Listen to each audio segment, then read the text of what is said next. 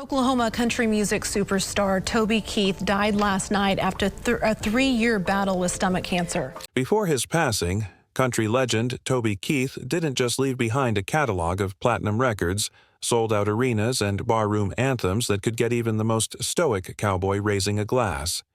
He also left behind a reputation that was every bit as fiery as the music he made. Keith was never the kind of artist to play it safe. He spoke his mind when he felt moved to do so, even if it earned him enemies. That quality made him beloved by some, despised by others, and unforgettable to just about everyone. As his career stretched from honky-tonk stages in Oklahoma to the bright lights of Nashville and then to the White House lawn, Keith built a persona that was equal parts rowdy outlaw and fiercely patriotic American. But behind the songs and the bravado, there was also a man with grudges, some public, some personal, and a few that clung to him until the end of his days.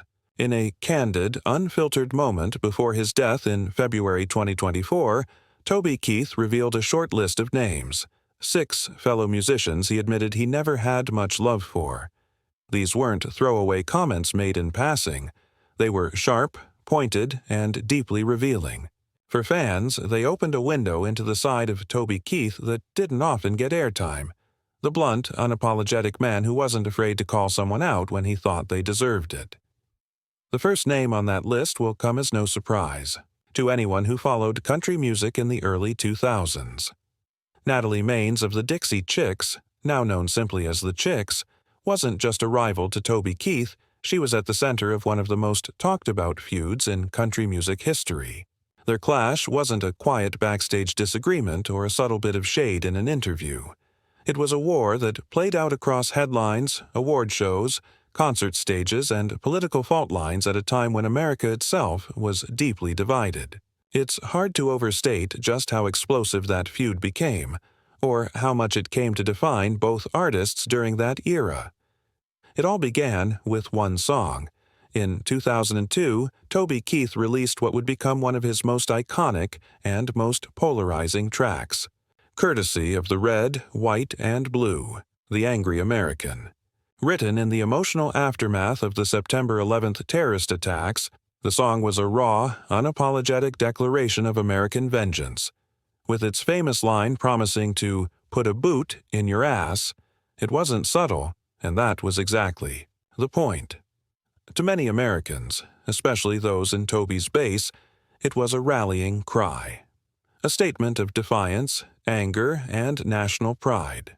To others, however, it was jingoistic, simplistic, and offensive. Among those critics was Natalie Maines. Speaking to the Los Angeles Daily News in August 2002, Maines didn't mince words. She said she hated the song, going so far as to call it ignorant. In her view, it painted country music as overly aggressive and mean-spirited, targeting entire groups of people in the name of retribution. It wasn't just a mild critique. It was a direct shot at Toby Keith's artistic integrity. For an artist like Keith, who prided himself on authenticity and conviction, those words landed like a slap in the face. And, true to form, he didn't stay silent. In an interview with CMT.com, Keith fired back hard. He dismissed Maines entirely, pointing out that she didn't even write her own songs and claiming her opinion carried no more weight than that of a homeless person on the street. It was brutal, and it set the stage for what would become a very public war of words. But Keith didn't stop at words. He took the feud onto the stage, where night after night he performed in front of thousands of screaming fans. At some of those concerts, he displayed a doctored image of Natalie Maines cozying up to Saddam Hussein, a jab that combined insult, political smear, and theater in one shocking visual. Keith later admitted he went too far with that stunt, but in the moment, it fanned the flames of a feud that was quickly spiraling out of control. Things escalated further in March 2003 when Maines, performing in London, told the crowd that she was ashamed the President of the United States was from Texas. The president, of course, was George W. Bush, and in a post-9/11 America gearing up for war in Iraq, those words were dynamite. The backlash against the Dixie Chicks was immediate and ferocious. Radio stations blacklisted their music. Protesters organized boycotts. CDs were smashed in parking lots. Death threats poured in. For the Dixie Chicks, the fallout was career-threatening. And for Toby Keith, who had become the face of pro-military, pro-Bush country music, it was vindication. His feud with Maines wasn't just personal anymore, it was political, cultural, and symbolic. The tension reached its peak at the Academy of Country Music Awards in May 2003. Both Toby Keith and the Dixie Chicks were nominated for Entertainer of the Year, and everyone knew the air in that room was thick with hostility. Keith won, but it was Natalie Maines who stole the spotlight in her own way. She walked out wearing a shirt emblazoned with the letters FUTK. When asked what it meant, she insisted it stood for Friends United in Truth and Kindness. But no one believed that. To fans and fellow artists alike, it was a middle finger aimed squarely at Toby Keith. The feud had become so toxic that it overshadowed the very music both artists were making. And yet, as dramatic as all of this was, the story doesn't end with Keith and Maines trading barbs until the end of time. Behind the scenes, something shifted.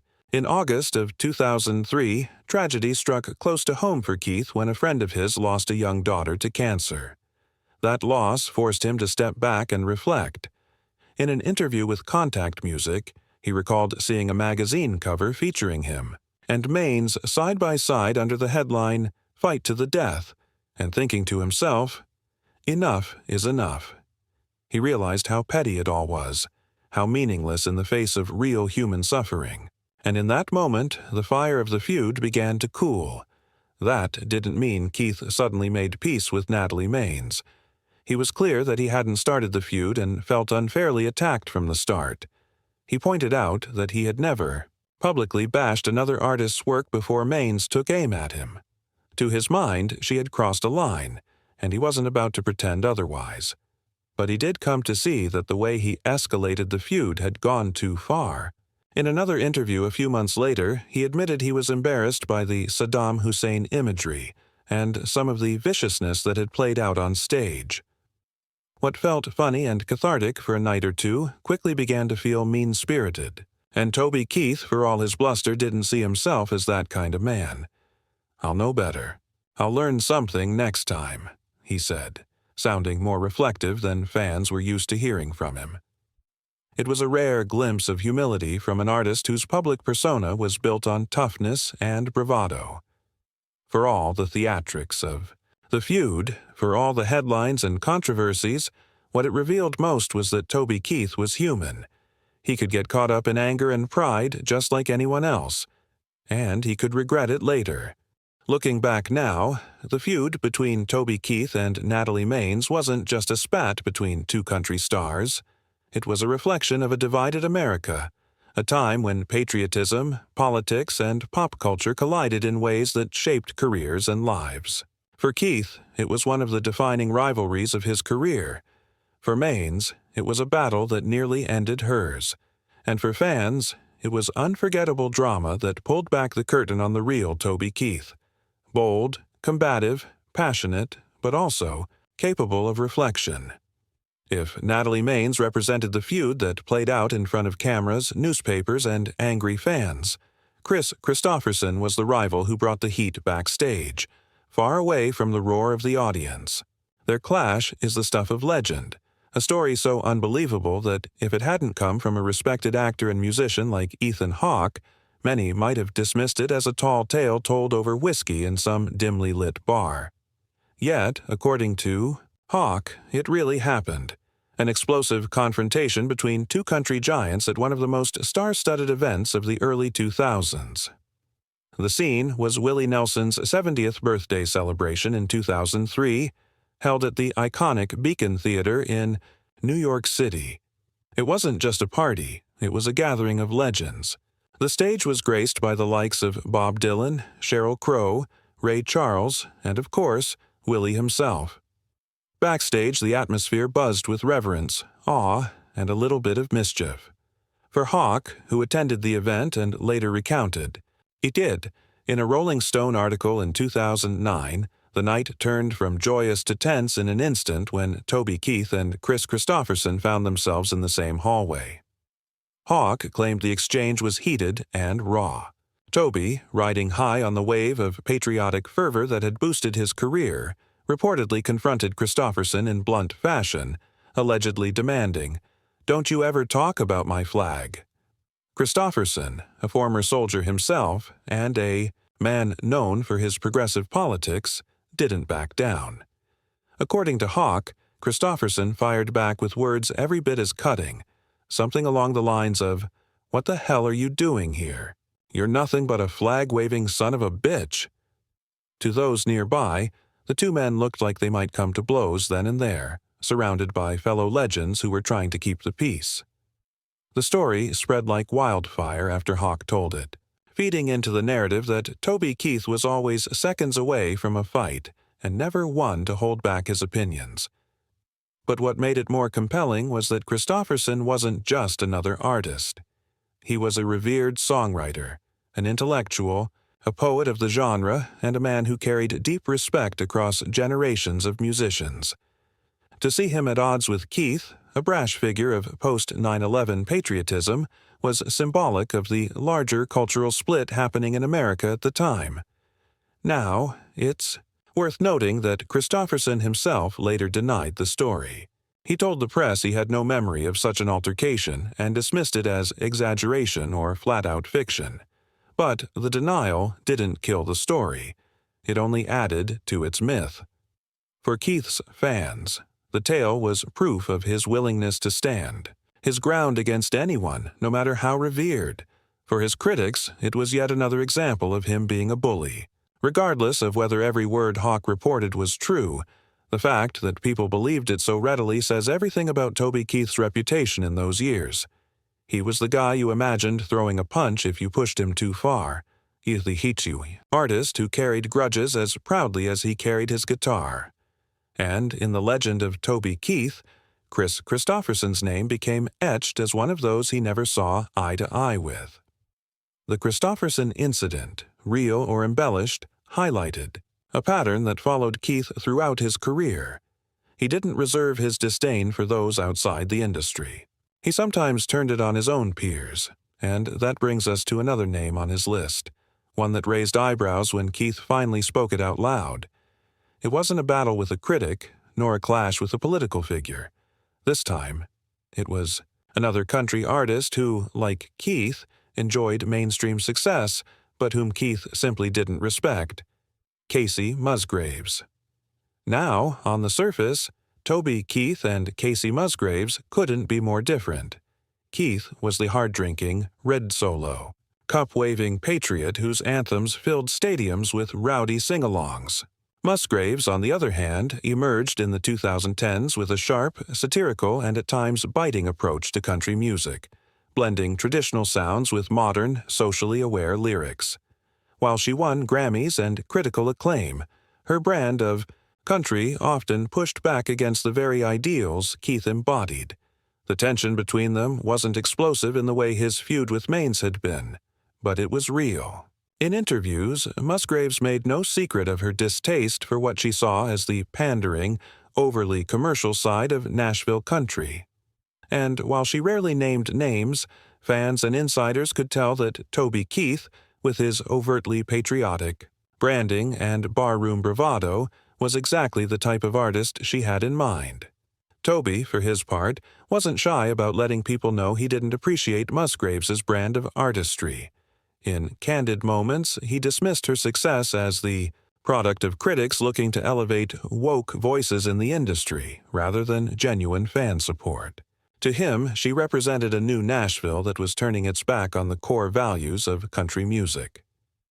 The tension hit the public sphere when Musgraves won Album of the Year at the 2019 ACM Awards for Golden Hour. While the industry celebrated her as a groundbreaking talent, Keith was quietly seething.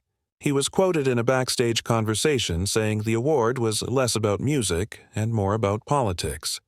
He saw it as a statement by the Nashville establishment that was more interested in making headlines than honoring traditional country.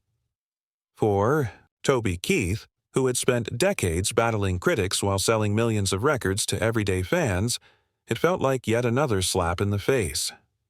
Unlike the feud with Maines, there were no doctored images or explosive award show moments with Musgraves. But the disdain ran deep. To Keith, Musgraves embodied everything he distrusted about the direction country music was heading: a shift toward cosmopolitan audiences, progressive politics, and a rejection of the rowdy, unapologetic spirit he stood for. And while Musgraves herself never escalated things into a public feud, the tension between their two worlds was obvious to anyone paying attention.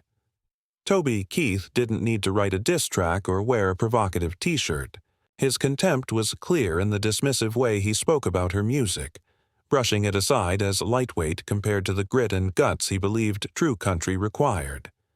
Looking at these rivalries side by side, Christopherson and Musgraves, you start to see a fuller picture of Toby Keith's complicated place in the country music world. He wasn't just a man who clashed with outspoken critics like Natalie Maines. He also butted heads with revered elders and rising stars alike. In his mind, he was defending something bigger than himself: the integrity of the music, the pride of the nation, the respect of fans who didn't care about what critics or elites thought. Whether you saw him as a hero or a villain, there was no denying that Toby Keith left behind a trail of bruised egos and unsettled scores. By now, it's clear that Toby Keith was never afraid of conflict. Whether it was Natalie Maines challenging his patriotism, Chris Christopherson questioning his authenticity, or Casey Musgraves representing a younger generation he didn't respect, Keith had a way of drawing lines in the sand. But his list of rivalries didn't stop there. For Toby, tension with fellow artists wasn't just about politics or generational divides, it was about principle. And sometimes those principles clashed not with other singers, but with powerful industry figures who shaped Nashville itself. That brings us to another name on Keith's list: Chet Flippo, the veteran journalist and critic who spent decades covering the music industry. Flippo, who wrote for Rolling Stone and later served as editorial director of CMT, was a voice that many in Nashville respected. But to Toby Keith, Flippo was a symbol of the establishment elite that looked down on him and his music. The feud between them wasn't built on a single explosive moment, but rather on years of criticism. Flippo had a sharp pen and wasn't afraid to call Toby's music simplistic or overly commercial. For an artist who prided himself on authenticity, those critiques stung. Keith fired back in his own way, often calling out critics in interviews for being disconnected from the real fans who bought records and filled arenas. In his eyes, critics, like Flippo, didn't understand what country music was supposed to be. They wrote for each other, not for the people in small towns who sang along to "Should Have Been a Cowboy" or "Red Solo Cup." For Toby, every negative review was less about him and more about a cultural divide: city versus country, elite versus working class, theory versus lived experience. He once said in an interview that critics didn't want him to exist because he didn't play by their rules, and Chet Flippo, as one of the most high-profile voices in the industry, became the personification of that disdain. The tension boiled over in the early 2000s when Flippo used his CMT column to repeatedly challenge Keith's brand of music and patriotism. To Keith, it was personal. He felt Flippo wasn't just critiquing his songs, he was attacking his character, his values, his very identity as an artist. While Flippo never engaged in a shouting match the way Natalie Maines did, his words carried weight, and Keith never forgot them. He often grouped Flippo in with the larger category of critics he despised, but behind closed doors, he would single him out as one of the voices he respected the least. This rivalry revealed another side of Toby Keith's personality, the chip on his shoulder. Even after selling millions of records and becoming one of the biggest names in country music, he still bristled at the thought that industry insiders didn't take him seriously.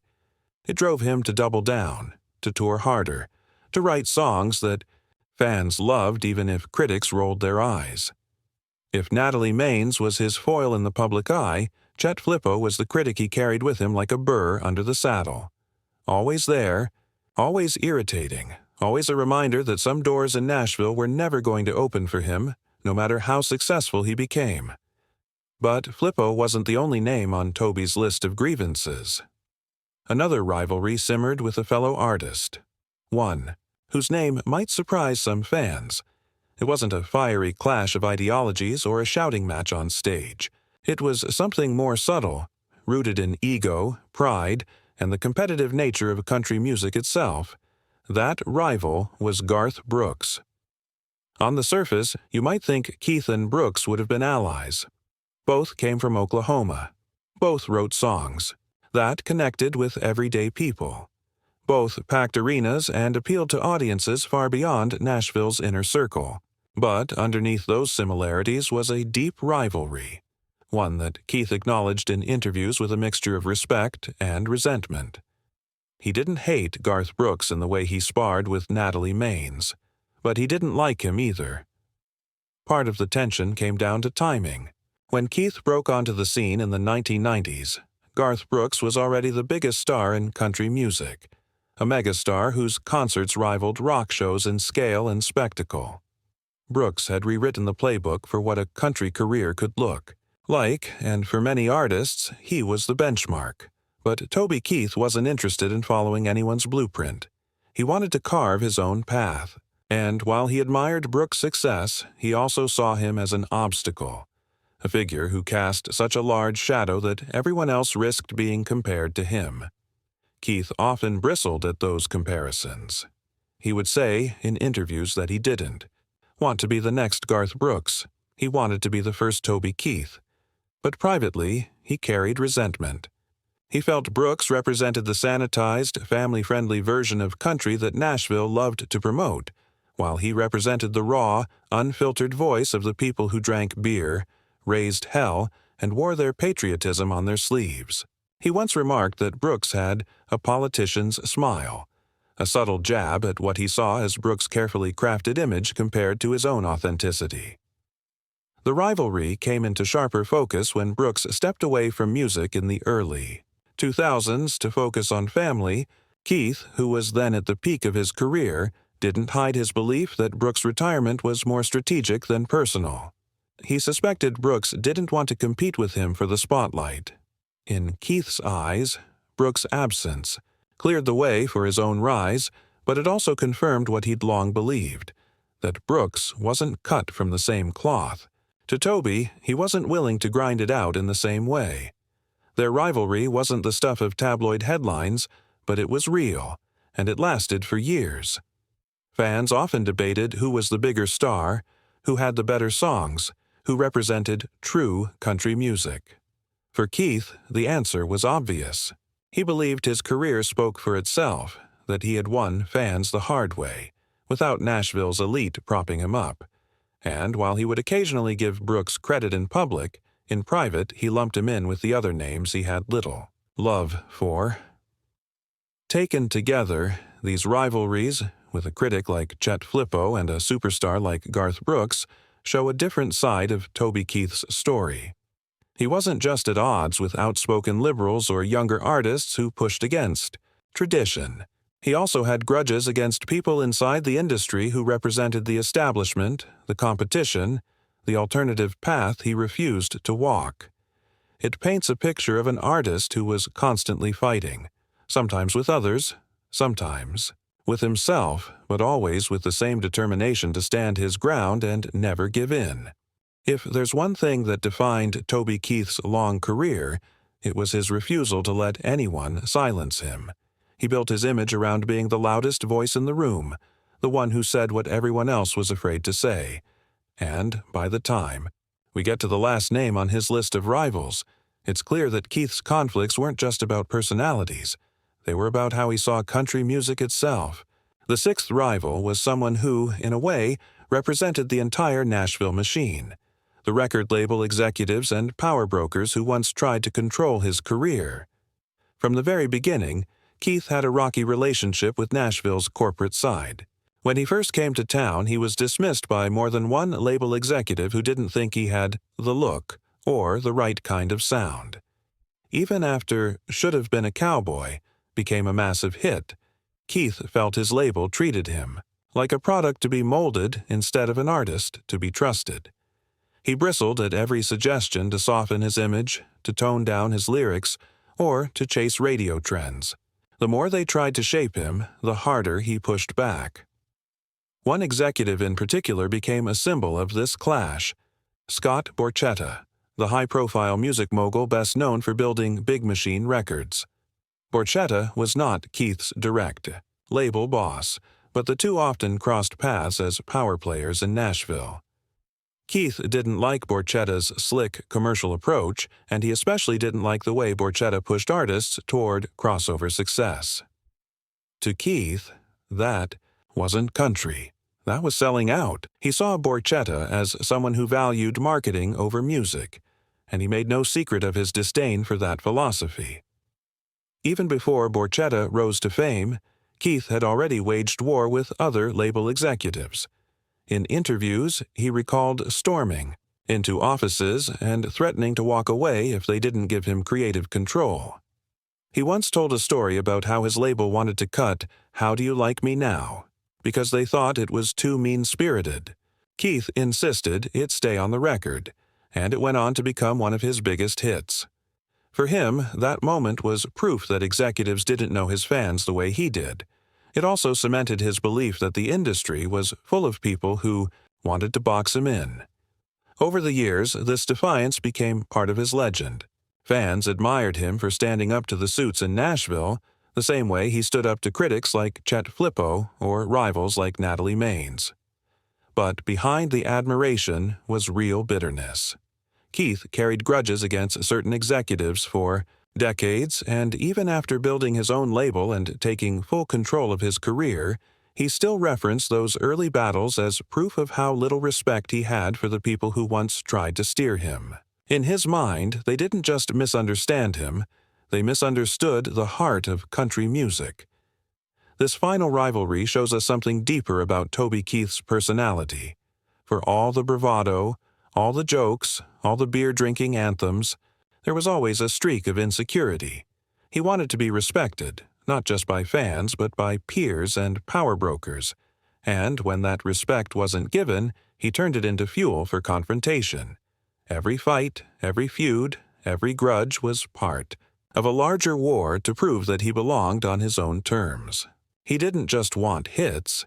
He wanted to be remembered as someone who never compromised. Looking back now, it's hard not to see the irony. The very battles that made him controversial also made him unforgettable. His feud with Natalie Maines defined the early 2000s in country music, creating a culture war that still echoes today. His clashes with Chris Christopherson and Casey Musgraves highlighted the generational rift in Nashville, where tradition and progress have always collided. His resentment of critics like Chet Flippo showed how deeply he cared about authenticity, even when he claimed not to. His rivalry with Garth Brooks revealed the competitive fire that kept him pushing harder, even against fellow Oklahomans. And in the end, maybe that's what he wanted all along. Not to be loved by everyone. Not to be embraced by critics or executives or peers, but to be remembered as the man who did it his way, even if it meant making enemies. Because for Toby Keith, liking someone was never the point. The point was standing firm, fighting back, and proving that in country music, as in life, you don't need everyone's approval to leave your mark.